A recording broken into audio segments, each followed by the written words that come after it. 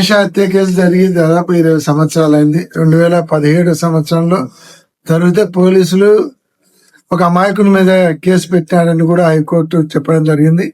కానీ 2017లో వచ్చినటువంటి కేసులో ఎవరు ముద్దాయి అనేది తేల్చలేకపోయినారంటే చాలా బాధాకరమైనటువంటి విషయం. ఈరోజు అస్థికలకు అంత్యక్రియలు జరుగుతున్నాయి 20 సంవత్సరాల తర్వాత. అంటే అది ఒక మైనర్ బాలిక అస్థికలకు అంత్యక్రియలు జరుగుతున్నాయంటే నిజంగా ఈ రాష్ట్రంలో న్యాయానికి అంత్యక్రియలు జరుగుతున్నాయని చెప్పొచ్చు. సిబిఐ కేసు తీసుకొని కూడా ఇక్కడ ఆధారాలన్నీ లేకుండా చేసినారు. ఆధారాలే లేవు, మొత్తము ఆధారాలన్నిటి కూడా ధ్వంసం చేసినారని సిబిఐ కోర్టుకు నివేదించిందంటే 2017 సంవత్సరంలో గవర్నమెంట్ కావచ్చు లేకుంటే పోలీసులు కావచ్చు ఆ ఆధారాలన్నిటినీ ఎందుకు వాళ్ళు ధ్వంసం చేసినారు, దాంట్లో ఎవరు ఉండారు, ఒరిజినల్ ముద్దాయి ఎవరు, చేసింది ఎవరు అనేది బయటకు రావాలి కదా.